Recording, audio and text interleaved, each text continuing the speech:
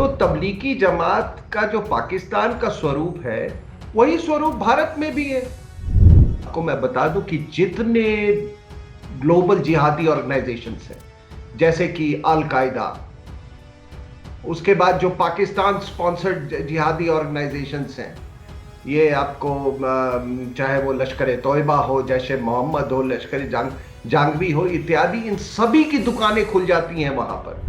तो ये हमारे खिलाफ एक बहुत बड़ा षड्यंत्र है। और ये जो भी है इसकी या ये जो लेफ्ट लिबरल्स है या बाकी लोग जो है जो कि इन मजहबी ताकतों का जो साथ दे रहे हैं, वो मैं कह रहा हूं इस बायोलॉजिकल वॉरफेयर के जंग में ये देश के दुश्मन हैं।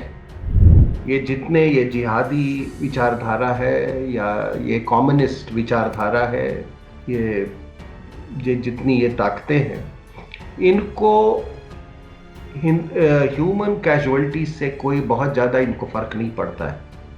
आप पूरा इतिहास देख लें, जब इंसान जानवरों को जानवरों की तरह खाने लगता है तो इसका परिणाम यही होता है। लेकिन आप जान लो, ये इनको सुबह से मतलब हर दिन 5 बार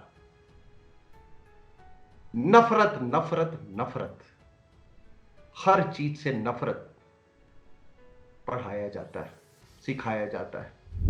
इस बात को नजरअंदाज ना करें कि जिहाद ही वायरस है। ये इतने सारे जो जिहादी घूम रहे हैं ना, ये सब वायरस है। आप एक बात बताओ वैभव जी, जब सुइसाइड बॉम्बर एक्सप्लोसिव लगा के अपने आप को उड़ा सकता है जिहाद के रास्ते में 72 हुरों के लिए, तो आप ये बताओ कि वो वायरस अपने आप को वायरस से इन्फेक्ट करके क्यों नहीं ह्यूमन बॉम्ब बन सकता है, वायरस बॉम्ब बन सकता है। आपकी पूजा पद्धति तब तक सही है जब तक हमारे जीवन, हमारा मतलब हमारा स्वास्थ्य ठीक हो। अगर हमारे वो जीवन के लिए ही घातक हो जाएगा तो ऐसे पूजा पद्धति का कोई स्थान नहीं है। This is RSN Singh. Subscribe to Defensive Offence and please press the bell icon. तो सर अभी सर जो तबलीगी जमात में हमने देखा है सर, जो पूरा इंसिडेंट हुआ है उसके बाद सर ये जो पूरा कोरोना वायरस का जो पूरा जाल था वो पूरे देश में अब फैल चुका है। और उसके पहले चीजें ठीक चल रही थी, लेकिन अब स्थिति काफी खराब होती दिख रही है आगे। तो सर आप इस पूरे मामले को सर आप किस तरह से देखते हैं, ये कैसे हुआ? देखिए, तबलीगी जमात का जो फिनोमिनन है वो हमारे लोगों ने समझा नहीं, और बड़ी हैरानी की बात है जबकि ये 200 देशों में, 180 से 200 देशों में ये फैल चुका है। और इसका जो शुरुआत थी वो आपको मालूम है कि 1927 में हिंदुस्तान से ही इसकी शुरुआत हुई थी, मेवात से। और उस समय जो हिंदू कंसोलिडेशन हो रहा था और हिंदू संगठन जो बन रही थी, और उस समय कुछ ऐसा भी हुआ था कि हमारा स्वतंत्रता आंदोलन भी था। स्वतंत्रता आंदोलन केवल एक राजनीतिक आंदोलन नहीं था, वो एक संस्कृति का भी आंदोलन था। तो उसमें कई लोग जो लोग जो कि विवश होके या किसी और कारणों से जिनको कन्वर्ट किया गया था मुगल काल में और उसके पहले, वो लोग धीरे धीरे हमारी संस्कृति के तरफ वापस आ रहे थे। मियो जो राजपूत थे, कई रिकन्वर्ट कर रहे थे। तो उस समय जो भी मजहबी ताकतें थी, उनको ये लगा कि शायद ये पूरा जो यहाँ का जो उनकी जो दुकानें थी, जो मजहबी दुकानें, वो बंद हो जाएंगी। तो उसी समय ये इसकी शुरुआत हुई। और उसके बाद से आपने देखा कि 1946 में ही ये फैलना शुरू किया, और 47 में जैसे ही आज़ादी मिली उसके बाद ये पाकिस्तान में इन्होंने अपना एक ब्रांच खोला। आज वो दुनिया का सबसे बड़ा मरकज़ है जो रायविंड में है। वहाँ पे अमूमन हर साल कोई 1 मिलियन 10 लाख लोगों की भीड़ जमा होती है। इस बार 2.5 लाख लोगों की भीड़ जमा हुई है। तो सोचने वाली बात यह है कि ये धीरे धीरे वहाँ से ये फैलना शुरू होगा। यूरोप में भी ये 70 के दशक में गया, USA में भी 80 के दशक में गया, फ्रांस और इंग्लैंड में काफ़ी ये सक्रिय रहा। आज की हालात ये है कि कोई 1300 मॉस्क हैं यूके में, जिसमें 600 में तबलीगी जमात का कब्जा है। तो ये कोई छोटा मोटा मूवमेंट नहीं था। ये बड़े चतुराई से ये लोग इसको पॉलिटिकल पोजीशन नहीं लेते हैं किसी भी चीज़ पे, और चुपके अपना बड़े कोवर्ट तरीके से अपना काम करते हैं। अगर आप इनका लिस्ट ऑफ मेंबरशिप आप ढूंढने निकलोगे तो वो आपको लिस्ट भी नहीं मिलेगा, और आपको ये भी नहीं, मैं इनके बारे में कुछ डिटेल्स आपको नहीं मालूम होगा। और ये बड़े लो प्रोफाइल इंट्रोवर्ट तरीके से ये काम करते हैं। और लेकिन इसमें कोई संदेह की बात नहीं कि ये जो एक ग्राउंड तैयार करते हैं बाकी जिहादी ऑर्गेनाइजेशंस के लिए, कि एक एक मतलब मैं इसको यूं कहा जाए कि ये फसल उगाते हैं ताकि ये जिहादी ऑर्गेनाइजेशन जो हैं वो उसको काट सकें। तो ये बात हमको समझने में देर हो गई।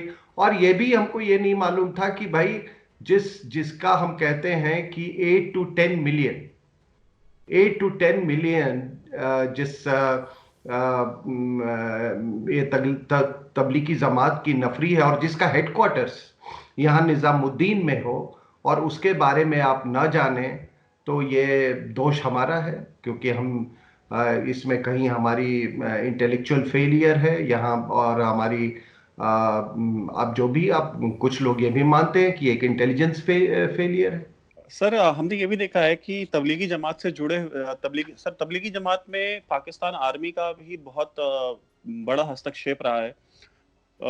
लेफ्टिनेंट जनरल जावेद नासिर, जो कि डीजी आईएसआई थे, वो जब सर्विस में थे तभी वो बड़ी बड़ी दाढ़ी रख करके, और बड़ा उनका एक अलग ही इस्लामिक किस्म का ऑरा था, और वो तबलीगी जमात से जुड़े रहे हैं, वो खुतबे देते हैं। तो सर पाकिस्तान आर्मी का कितना पेनिट्रेशन है आपके हिसाब से तबलीगी जमात के अंदर? बहुत ज़्यादा, बहुत ज़्यादा। कई सर्विंग जनरल्स भी हैं। ये तो आप लोगों ने रिटायर्ड लोगों का नाम लिया, कई सर्विंग जनरल्स हैं, और वहाँ कोई इसको गुनाह नहीं माना जाता है। कई अभी सर्विंग आईएसआई के लोग हैं। और आपने जावेद नासिर का नाम लिया, उससे भी बड़ा पेट्रनेज जिनको दिया वो जो आपके डीजी आईएसआई थे, महमूद हमीद गुल, अहमद, महमूद नहीं सर, महमूद अहमद, महमूद अहमद। महमूद अहमद, वो भी बहुत बड़े पेट पे, और बाद में वो कुछ दिन के लिए नेशनल सिक्योरिटी एडवाइजर भी बने थे पाकिस्तान जी। के। तो आप समझ सकते हैं कि जब आईएसआई का इतना बड़ा पेट्रनेज हो, तो आईएसआई, आप मतलब ये तो बिल्कुल जाहिर सी बात है कि आईएसआई कोई भी ऐसे अपॉर्चुनिटी को तो वो छोड़ेगी नहीं। तो आईएसआई उसको किस नजर, जो हर चीज में, हर पत्ते में, हर पेड़ में, हर पौधे में, हर इंसान में, हर जानवर में, जो पाकिस्तान मुल्क और खास करके जो वहाँ की मिलिट्री इंटेलिजेंस इस्टेब्लिशमेंट है, वो हर चीज को एंटी इंडिया नजरिए से देखता है। वो कोरोना वायरस को भी एंटी इंडिया नजरिए से देख रहे हैं। तो वो ऐसे इतनी बड़ी जो कांग्रीगेशन हो 10 लाख लोगों की हर साल, उसमें क्या आप सोचते हैं कि वो को भारत के खिलाफ वो किसी तरह का नेटवर्क ना बना रहे हो, या किसी तरह की योजना ना बना रहे हो?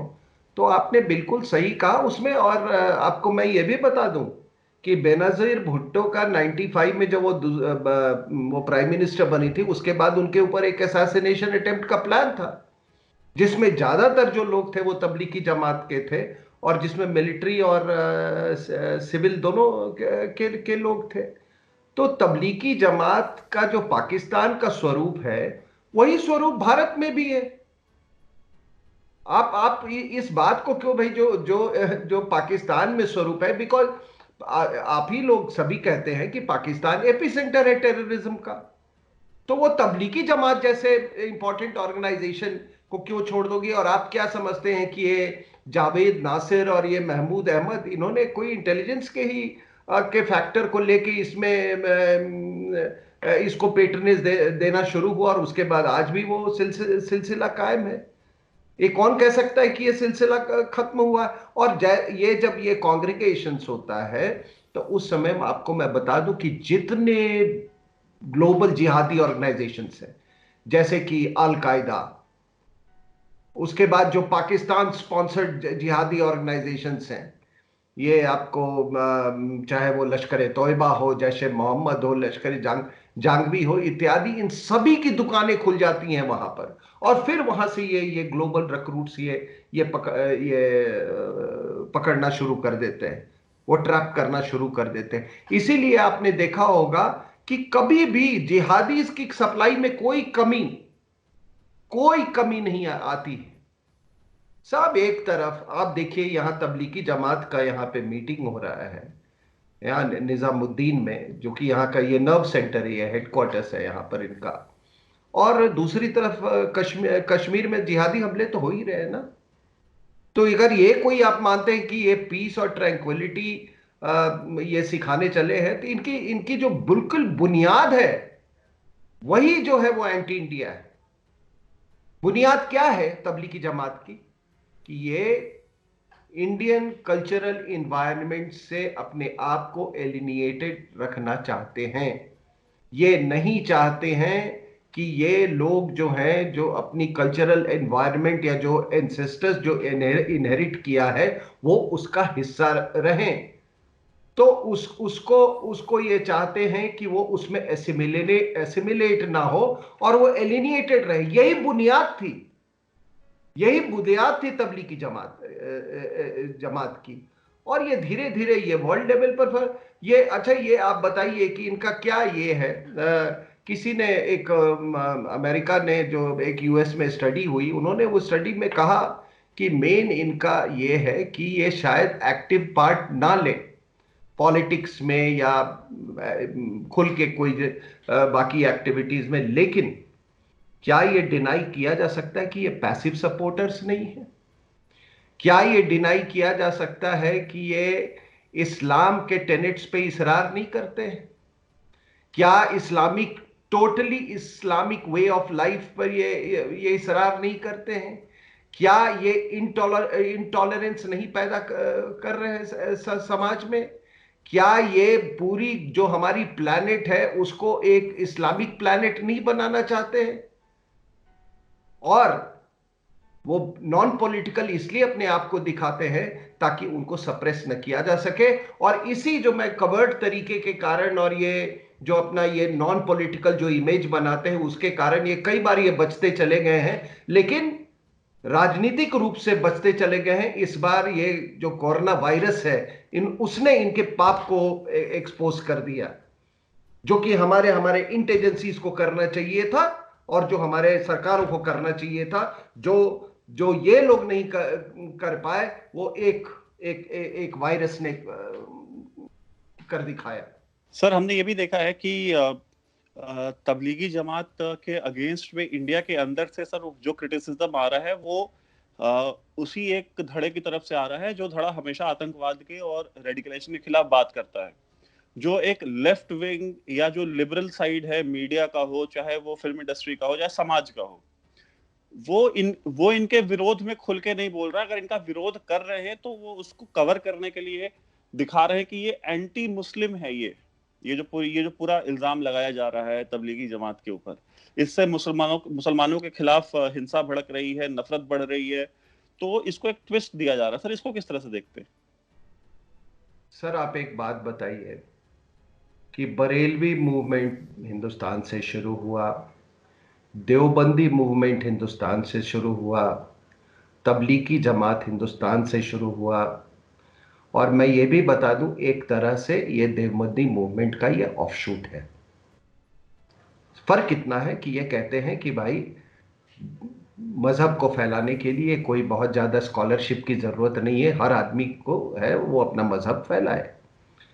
देवबंदी आज भी ये अपने जो अनुयायी हैं, तबलीगी जो मेंबर्स हैं, उनको ये कहते हैं कि आप देवबंदी मदरसों में जाके शिक्षा जरूर लो अगर गहराई से इस्लाम को जाना चाहते हो। तो ये देवबंदियों से अलग नहीं है। अगर देवबंदी आपको ये कह रहे हैं कि ये उनसे अलग है, तो ये आपको झूठ बोल रहे हैं। दूसरी बात क्या है कि ये भी बिल्कुल सरासर झूठ है कि ये बाकी जो इस्लामिक का जो एजेंडा है उससे ये परे है। मैं जानता हूं कुछ तबलीगी जमात के लोग, मेरी एक जिनको मैं जानता हूं, उनको उन्होंने, वो कहीं बैठे हुए थे, तबलीगी जमात के लोग आए और उन्होंने कहा कि हम मुरादाबाद का हम दौरा करके आ रहे हैं और वहाँ मुसलमानों में हथियार की बड़ी कमी हो गई है। ये आज से कुछ साल पहले की बात है। तो ये पूरा ये नज़र रखते हैं कि जिसको ये आप ये दारुल इस्लाम किस तरह से बनेगा, कहाँ ज़मीन खरीदी जाए, कहाँ मस्जिदें बनाई जाए, ये सारी सारी गतिविधियों पे वो असर डालते हैं। रही बात आपने तो मैं ये आपसे पूछना चाहता हूँ ये लेफ्ट लिबरल से कि आप बताओ साहब, यहाँ से के मिट्टी से जन्मे हुए लोग वो रिकन्वर्ट, सॉरी वो कन्वर्ट कर गए, चलो कोई बात नहीं, ये सब होता है, इन्वेजन्स होते हैं, लोग मजबूरी में ही मजहब बदलते हैं, लेकिन वो हैं तो हमारे हिंदुस्तान के मिट्टी का हिस्सा। फिर यहाँ पे इंडोनेशियंस क्या कर रहे हैं सर, फिर यहाँ पे बांग्लादेशी क्या कर रहे हैं तबलीगी जमात की मीटिंग्स में, फिर यहाँ पर आप बताओ कि किर्गिस्तान से लोग आकर क्या कर रहे हैं, और तमाम मुल्कों से कई लोग जो अभी यहाँ पे आए हैं आपके निजामुद्दीन में, आपको मालूम है कि वो रायविंड से वो होके आए हैं यहाँ पर और अपने साथ वो कोरोना वायरस लेके आए हैं। जहां तक ये लेफ्ट लिबरल्स का सवाल है, तो देखो, एक पापी इज्म यानी कि कॉम्युनिज्म, यानी कि मैं कम्युनिस्ट चाइना की बात कर रहा हूं, उसने ये वायरस को पैदा किया, समझ रहे हैं आप? उसने इस वायरस को पैदा किया और फैलाया किसने? तो मजहबी ताकतों ने। कोई ये बात ज्यादा चर्चा में नहीं है कि वहां से, वहां में एक चर्च ऑफ जीसस नाम की ऑर्गेनाइजेशन है जो कि अगेन सीक्रेट ऑर्गेनाइजेशन है, इंट्रोवर्ट ऑर्गेनाइजेशन है तबलीगी जमात की तरह, वो भी प्रोसलाइटाइजेशन और मजहब प्रचार में बिलीव करती है। वो वुहान से साउथ कोरिया में ये बीमारी लेके गई वहां पे, ठीक है, और यही वुहान से, और जब ये स्प्रेड किया तो ईरान में जो कौम, जो वहाँ का पिलग्रिमेज सेंटर है, वहाँ पे चाइनीज के साथ इनका इंटरेक्शन होता रहा और वहाँ इस तरीके से सारे पिलग्रिम्स, कई पिलग्रिम्स वहाँ पे इन्फेक्टेड हो गए। जबकि वहाँ के मौलवी को लोग कहते रह गए कि भाई ऐसे ऐसे वार्निंग इशू हुआ है कि एक पैंडेमिक शुरू हो गया है। तो उस मौलवी ने कहा, मैं ये कुम जो शिया पिलग्रिमेज सेंटर है, कि नहीं यहाँ तो लोग बीमारी से निजात पाने आते हैं और वहाँ एक डेथ माउंट है जिसको लोग किस करते हैं, वो किस करते रहे, और उसके बाद ये पाकिस्तान में आए हैं, पाकिस्तान में इनको, पाकिस्तान ईरान बॉर्डर पर इनको रोका गया और इनको टेंट्स में रखे गए और बड़े बहुत ही क्रूड तरीके से इनको आइसोलेट किया गया है। फिर ये कराची में आए, कराची में आपको मालूम है कि 2.2 करोड़ पॉपुलेशन है और सिंध में इन्होंने इन्फेक्ट किया। तबलीगी जमात की जो मरकज जो रायविंड में थी, वहां से लोग गए इन्फेक्टेड होके, गाजा तक इस बीमारी को ले गए, किर्गिस्तान तक इस बीमारी को ले गए। तो देखिए, और ये फिर भारत में आया। तो ये जो लेफ्ट वाले जो लोग हैं उनको मैं बता दूं कि देखो, जहां तक ये महामारी का सवाल है, तो कम्युनिस्टों ने इसको पैदा किया और ये मजहबी ताकतों ने इसको फैलाया। ये मैं नहीं बोल रहा हूं, ये तथ्य बोल रहे हैं। इस तथ्य से कोई नहीं इनकार इनकार कर सकता है। तो इसीलिए आज आज साहब आप, मैं, आप मेरी बात से आप तवज्जो रखेंगे कि अगर ये मरकज वाली बात नहीं होती हिंदुस्तान में, तो हम तो बिल्कुल नियंत्रण में थे इसके, अभी तो इतना लंबा लॉकडाउन भी नहीं चलता। और इस ये बायोलॉजिकल वॉरफेयर जो भी आप इसको ये कह लें, इस बायोलॉजिकल वॉरफेयर ने, ये लॉकडाउन के कारण आपके कितने बिलियन डॉलर्स, अगर हम डॉलर की टर्म्स में बात करें, अरबों अरबों रुपया आपका बर्बाद हुआ है। शायद अगर एक युद्ध होता तो इतने पैसे नहीं उसमें खर्च होते। तो ये एक बहुत बड़ा, तो ये हमारे खिलाफ एक बहुत बड़ा षड्यंत्र है। और ये जो भी है इसकी, या ये जो लेफ्ट लिबरल्स है या बाकी लोग जो है, जो कि इन मजहबी ताकतों का जो साथ दे रहे हैं, वो मैं कह रहा हूं इस बायोलॉजिकल वॉरफेयर के जंग में ये देश के दुश्मन हैं। इनको कोई रिस्पेक्टेबिलिटी नहीं देनी चाहिए। और इनको अगले अगले जो अगला जो भी जो हालात बनते हैं उसमें इन पर सख्त से सख्त कानूनी कार्रवाई इन पर होना चाहिए। इन पर देशद्रोह का मुकदमा चलना चाहिए, क्योंकि ये बायोलॉजिकल वॉरफेयर हम पे लॉन्च किया गया है और ये हमारे खिलाफ देशद्रोह का काम कर रहे हैं। सर हमने ये भी देखा है कि चाइना में अब स्थितियां बहुत नॉर्मल हो रही हैं, जो मतलब जहां तक अगर वीडियो को देखा जाए, जिस तरह के वीडियोस वहां से रिलीज किए जा रहे हैं, तो कंट्रोल्ड मीडिया है, तो बहुत ज्यादा इंडिपेंडेंट इंफॉर्मेशन तो आती नहीं वहां से बाहर। तो सर जब दुनिया इस पैंडेमिक में जा रही है, अपने पीक पे जा रही है, तब चाइना वहां पे ऑलमोस्ट रिकवर कर चुका है अपने। सर ये कहीं ना कहीं एक बहुत प्लान्ड तरीके से, क्या ये एक दुनिया का कंट्रोल हाथ में लेने के लिए चाइना का एक प्रयास नहीं है ये? देखिए, मैं आपको एक बात बता दूं कि ये जितने ये जिहादी विचारधारा है या ये कम्युनिस्ट विचारधारा है, ये जितनी ये ताकतें हैं, इनको ह्यूमन कैजुअलिटी से कोई बहुत ज्यादा इनको फर्क नहीं पड़ता है। आप पूरा इतिहास देख लें, कम्युनिस्ट रेवोल्यूशन में कितने लोग मारे गए, चाहे वो रशिया, सोवियत रशिया में हो या स्टालिन के नीचे हो या माओ के नीचे हो। फिर उस आदमी ने सांस्कृतिक वो क्रांति करवाई, कल्चरल रेवोल्यूशन, करोड़ों करोड़ों लोग मारे गए। टिनेमन स्क्वायर में आपने देखा कैसे उन्होंने कुचल दिया। वो ग्रेट लीप फॉरवर्ड एक हुआ था, उसमें उन्होंने कितने ये किए थे। तो ह्यूमन कैजुअलिटीज उनके लिए बहुत बड़ी कोई बहुत बड़ी चीज नहीं है। ह्यूमन प्राइस उनके लिए कोई बहुत बड़ी चीज नहीं है। मैं मानता हूं कि वहां पे जिंगजियांग में जो यूगुर मुस्लिम्स हैं, उनसे वो एक तरह का उनको उन्होंने थ्रेट महसूस किया। लेकिन जिस तरह से उन्होंने उस पर काबू पाने के लिए जो कदम उठाए, आप एक आम मुल्क नहीं कर सकता है। जो जो उन्हें, आपको मालूम है किस तरह से उन्होंने वो री एजुकेशन सेंटर्स खोले लोगों को और क्या क्या पाबंदियां की। तो कहने का तात्पर्य मेरा यह है कि चाइना के लिए कोई बहुत बड़ी बात नहीं है। अगर 1 लाख 2 लाख 5 लाख लोग मर भी जाते हैं तो उसकी कोई बात नहीं है। इसलिए उसने इसका ये कोरोना वायरस को एक बायोलॉजिकल टूल, एक वेपन की तरह इस्तेमाल किया।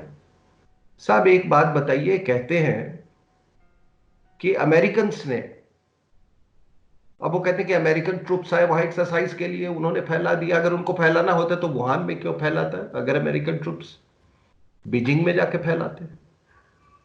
दूसरी बात आप देखें कि ऐसा कैसे हुआ साहब कि वुहान में ये हुआ और बीजिंग और शंघाई में नहीं हुआ।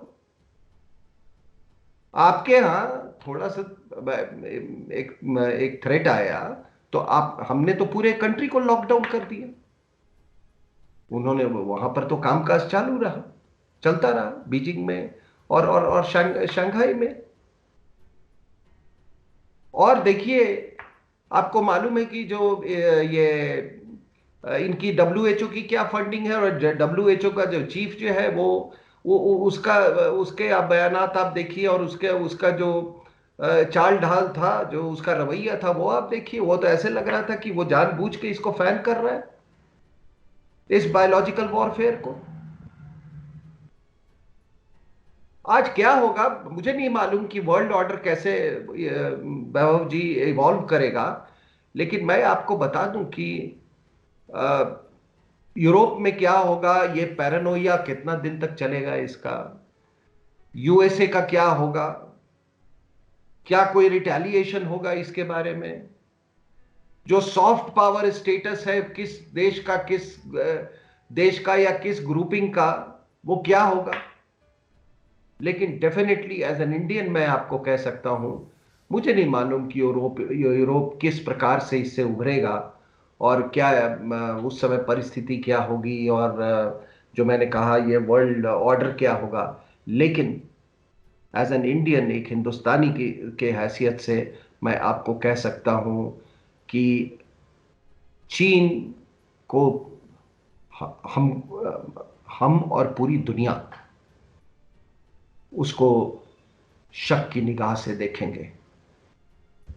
ये दुनिया से ये बात छुपी नहीं है। वो चाहे 80 कंट्रीज में अपना वो सप्लाईज भेजे और वो ये आउटरीच, ये कोरोना आउटरीच करने की कोशिश करे, उससे कोई कोई फर्क नहीं पड़ने वाला है। और वैभव जी, एक और मैं बात बता देता हूं कि देखो, आप पूरे जो अभी तक ये महामारी हुए हैं जो कि माइक्रो ऑर्गेनिजम्स के जरिए हुए हैं, इतिहास आप ले लो, 99% of them have been generated by animals, by use of animals। चाहे वो 14th सेंचुरी में बुबोनिक प्लेग हो, स्वाइन फ्लू हो, बर्ड फ्लू हो, मैड काउ डिजीज हो, चिकनगुनिया हो, कोई कोई भी। तो जो जो लोग, और ये लेफ्ट लिबरल्स इस बात को बड़े अच्छे समझ लें कि जो जब इंसान जानवरों को जानवरों की तरह खाने लगता है तो इसका परिणाम यही होता है। और शायद लेफ्ट लिबरल्स को भी वही पसंद है, जानवरों को जानवरों की तरह तरह तरह खाना। तो ये जब तक आप देखेंगे, ये सारा का सारा जो है ये एनिमल, हम फूड चेन का हिस्सा नहीं है। We are not made to be a part of that, जो प्रकृति ने जो फूड चेन बनाया है बाकी जानवरों के लिए। लेकिन ये तो जानवरों से भी बदतर लोग हैं। आप बताओ साहब, मैं ऐसे कह रहा हूं कि जो तड़पता हुआ कोई कुत्ते का मांस खाए, जो तड़पते हुए जानवर का जो मांस रेलिश करे, वो वो आदमी, ना आदमी इंसान है, ना वो कौम में कोई इंसानियत है। तो मैं तो ये चाइनीज को उस नजरिए से देखता हूं और लेफ्ट लिबरल्स को भी उसी नजरिए से देखता हूं।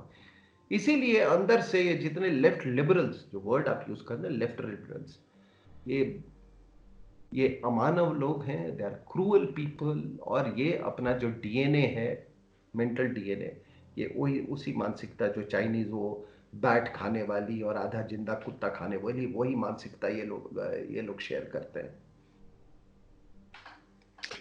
सर हमने इंडिया में ये देखा है कि हाल फिलहाल में गवर्नमेंट ने जितने भी डिसीजंस लिए हैं, चाहे वो लॉकडाउन, इंडिया ने बाकी कंट्री से कंपैरिजन में, इवन जो सो कॉल्ड डेवलप्ड कंट्रीज हैं उनसे भी ज्यादा बेहतर तरीके से प्रीएम्प्ट करके इन चीजों को, इस पैंडेमिक को ज्यादा से ज्यादा इसकी रोकथाम करने की कोशिश करी। लेकिन सर जहां जहां भी ये मुहिम फेल हो रही है, वहां वहां हम एक फैक्टर ये देख रहे हैं कि वहां पे या तो अपीजमेंट पॉलिटिक्स चल रही है, या तो मीडिया उस चीज को कवर कर रहा है। तो सर ये तो सर कोई नॉर्मल दिन नहीं चल रहा है, एक पैंडेमिक है, ये डिजास्टर हो सकता है जिसका जिसका सबसे बड़ा खामियाजा एक पर्टिकुलर कम्युनिटी खुद भरेगी। उसके बावजूद भी सर ये इतने कंसिस्टेंट तरीके से जानबूझ करके हेल्थ वर्कर्स को मारना, पुलिस को मारना और भाग जाना, जैसे बहुत सारे तबलीगी हैं जो अभी भी भाग रहे हैं, जो हाजिर ही नहीं हुए हैं, वो छुप रहे हैं। तो सर ये जो मानसिकता सर कुछ लोगों के अंदर है कि जो आपका जीवन रक्षक है आप उसी के ऊपर हमला कर रहे हैं, सर ये मानसिकता कहाँ से आ रही है और सर इसका इलाज क्या है? नहीं, ये मानसिकता तो मजहबी कट्टरपंथी से है, क्योंकि इनके मौलवी और मुल्लों ने ये इनको बताया कि हर चीज़ का जवाब अल्लाह के पास है, और अल्लाह के होते हुए ऐसी कोई बीमारी नहीं फैलेगी, खास करके जहाँ पे कॉन्ग्रीगेशंस होते हैं वहाँ पर नहीं फैलेगी।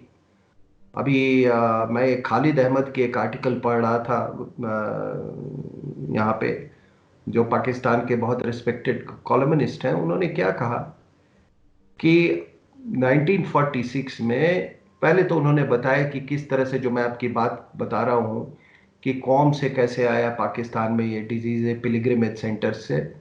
और यहां से फिर कैसे फैला ये आपके रायविंड से। और दूसरी बात उन्होंने कही कि मौलाना लोग तैयार ही नहीं, जो उलेमा थे वो तैयार ही नहीं थे कि ये जो मस्जिद में जो ये कॉन्ग्रीगेशन होता है, जुम्मे के जुम्मे जो बहुत बड़ा कॉन्ग्रीगेशन होता है, उसको उसको बंद किया जाए। वो कहते नहीं, है इस्लाम के खिलाफ है, अल्लाह देखभाल करेगा। और वो कहते हैं कि कोई वहां पे कोई 50,000 से भी ऊपर मॉस्क हैं, उससे भी शायद ज्यादा मॉस्क होंगे पाकिस्तान में। वहां ये चलता रहा काफी देर तक। अब हालात ये हो गई साहब कि वहां के जो प्रेसिडेंट है उनकी बात नहीं मानी इन लोगों ने, प्रेसिडेंट अलवी की। इमरान की भी बात नहीं मानी इन्होंने। इमरान तो खुद ही मतलब ये ताकतों के गिरफ्त में है, तो उनकी भी बात नहीं मानी। तो प्रेसिडेंट अलवी ने जो अल अजहर जो यूनिवर्सिटी है इजिप्ट में, उनसे फतवा जारी करवाया। और उन्होंने फिर कोई हदीस का एक हवाला दिया कि मोहम्मद साहब कहते थे कि अगर बारिश में हो रही है तो आप उस समय भी आप नहीं आ सक, मतलब वो भी एक कारण हो सकता है एब्सेंस का, एटसेट्रा एटसेट्रा। फिर भी फतवा आने के बाद भी ये लोग एग्री नहीं कर रहे थे। तब जाके जब सऊदी अरेबिया ने मक्का और मदीना से रिलेटेड जितने रिचुअल्स जो हैं वो कैंसिल किए, तब जाके इनका इनके होश ठिकाने आया। तो ये मजहबी बातों में वैभव जी, अगर कोई समझता है कि हिंदुस्तान के मौलाना और ये मौलवी ये अलग है पाकिस्तान के उससे, मैं इस बात को मैं नहीं मानता हूं। क्योंकि जब तबलीगी जमात, चाहे देवबंदी मूवमेंट है, ये जमायती इस्लामी मूवमेंट है, या जो भी है, ये आपका ये तबलीगी जमात वाला मूवमेंट है, बरेली मूवमेंट है, इसका एक सब कॉन्टिनेंटल डायमेंशन है। तो ये कहना कि ये अलग है, पाकिस्तान की सोच इनसे अलग है, तो आपने जो सवाल पूछा कि ये लोग उसी सोच से ग्रसित थे कि हमको तो कुछ नहीं हुआ है, हो ही नहीं सकता है, अल्लाह ताला हमको ये कोरोना जो भी हो उससे हमको बचाएगा। ये तो केवल काफिरों को ये, और कहा भी उन्होंने, ऐसे ऐसे स्टेटमेंट आए कि लोगों को अपने किए की सजा मिल रही है और ये काफिरों को अपना उनका अपना हिसाब मिल रहा है अल्लाह की तरफ से। तो जब आप इस मानसिकता के साथ रहेंगे तो आप देखिए सर, ऐसा है कि हम हुकूमत को क्यों मानते हैं, मैं और आप वैभव जी इसलिए मानते हैं क्योंकि हम लोग हिंदुस्तान के हिस्सा है। ये हमारी भारत माता है, यहाँ की सरकार चुनी हुई सरकार है। हमने उनको चुन के अधिकार दिया कि आप यहाँ पर आप व्यवस्था चलाओगे और आप कानून लागू करोगे। अब जो लोग यही मानते हो कि ये तो दारुल इस्लाम नहीं है, और जो इनके इस्लामिक टेनेट्स में है कि दारुल हर्ब में हुकूमत, गैर इस्लामिक हुकूमत को नहीं तवज्जो दी जाती है। तो ये तो चाहे कोई भी हुकूमत होगी यहाँ पे, जब तक ये दारुल, उनके मुताबिक जब तक ये दारुल हर्ब रहेगा, उसकी बात को वो कभी नहीं मानेंगे। तो वो प्राइम मिनिस्टर साहब, मोदी साहब, होम मिनिस्टर कुछ भी बोल दे, उन पे कोई फर्क पड़ने वाला नहीं है। जब थोड़ी बहुत कार्रवाई होती है तो थोड़ा उनका, थोड़े दिन के लिए इनका इनका जो रवैया है वो बदल जाता है। लेकिन आप जान लो, ये इनको सुबह से मतलब हर दिन 5 बार नफरत नफरत नफरत, हर चीज से नफरत पढ़ाया जाता है, सिखाया जाता है। तो ये देखिए, ये अगर आप सोच रहे हैं कि आप उनके सोच को इन्फ्लुएंस कर देंगे साहब, हम तो चलो ये आप कहते हो तो चलो एक बार मान लिया कि हम लोग बहुत इलिबरल लोग हैं। इनका रवैया वहां पे क्या हुआ साहब, यूके में, फ्रांस में, वहां भी थोड़ा तबलीगी जमात रहे, बाकी इनका रवैया रवैया देखिए, वहां कौन सी है, किसकी बात मान रहे हैं। सर हमने ये भी देखा है कि आज की ही न्यूज़ है कि सीमा सुरक्षा बल ने नोटिफिकेशन इशू करा बिहार पुलिस के लिए कि पाकिस्तान ये कोशिश कर रहा है कि कोविड-19 से इन्फेक्टेड लोगों को वाया नेपाल किसी तरीके से जो है बिहार के अंदर एंट्री दिलवाई जाए, ताकि इंडिया में इस पैंडेमिक को कंट्रोल करना और भी चैलेंजिंग हो जाए। और साथ-साथ हमने सर ये भी देखा है कि कश्मीर में भी इस समय जब वो पाकिस्तान खुद इस कोविड-19 से इतना जूझ रहा है, चाइनीज़ वायरस से, तो वहाँ पे सर टेररिज्म, बैट एक्शंस और इस तरह की चीज़ें, मतलब वो सीज़ फायर वायलेशंस इस समय वो उसने बढ़ा दी हैं। तो सर क्या उधर से भी पुश करने की कोशिश है और वाया नेपाल भी करने की कोशिश है? नहीं, देखिए वैभव जी, ये आपने जो ये जिहादी जो एक्शंस का जो आपने हवाला दिया, जो हमारे पैरा कमांडोज के जो हमारे लड़के जो शहीद हुए इस दौरान, जब ये पैंडेमिक अपने पीक पे है, ये देखिए कैसी है जिहादी मानसिकता। ये कैसी है जिहादी मानसिकता। इनके लिए ना कोई पैंडेमिक, ना कोई अर्थक्वेक, ना कोई ये तो लाशों पे खेलने वाले लोग हैं, मतलब। तो ये बड़ी हैरानी होती है कि इतनी क्रूरता और इतनी नफरत, यही यही जिहाद का स्वरूप है। और दूसरी चीज आपने कहा कि नेपाल के जरिए कोई पहली बात, हाँ, मैं दूसरी बात बता दूं कि ये जो आप कह रहे हैं कि नेपाल के जरिए करने की कोशिश कर रहे हैं, ये बायोलॉजिकल वॉरफेयर से इनको कोई परहेज नहीं है, मैं आपको बता दूं। आप थोड़ा अपना रिसर्च कीजिएगा। जब ये कुंभ हो रहा था, तो उस समय कई इंटेलिजेंस इनपुट्स आ रहे थे कि यूज ऑफ बायोलॉजिकल वेपन्स कुंभ के दौरान। कई ऐसे इंटेलिजेंस रिपोर्ट्स थे जिसमें यह कहा गया था कि ये जो जिहादी ऑर्गेनाइजेशंस हैं, ये बायोलॉजिकल वॉरफेयर को इस्तेमाल कर हो सकता है कि इसको इस्तेमाल करें। अब रही बात कि ये मानसिकता की, तो मैं आपको बता दूं, कहीं ऐसा ना हो वैभव जी कि पाकिस्तान खुद डिस्ट्रॉय हो जाए, क्योंकि मैं भी इनका देख रहा हूं कैसे कैसे ये शुरुआत हुआ। सबसे ज़्यादा केसेस सिंध में थे, बलूचिस्तान में कम थे, खैबर पख्तूनख्वा में कम था,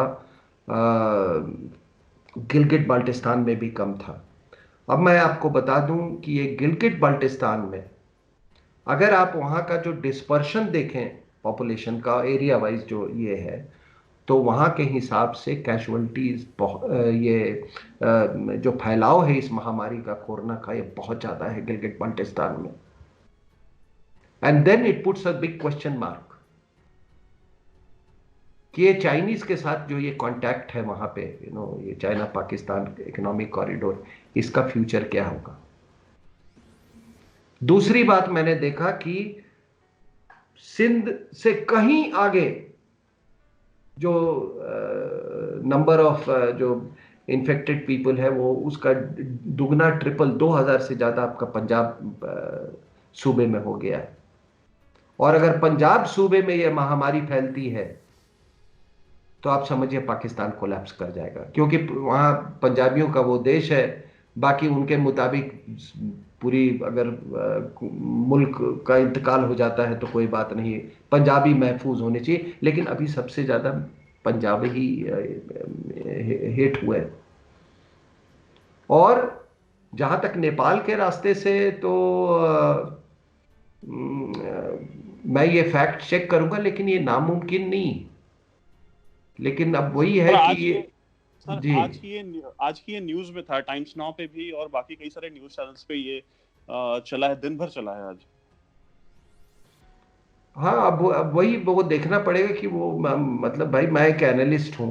अब जैसे ही मैंने तो आज न्यूज़ देखा नहीं, लेकिन जब आपने ये बात कही है तो मैं भी सोच रहा हूँ कि ये किस रूट से आए होंगे।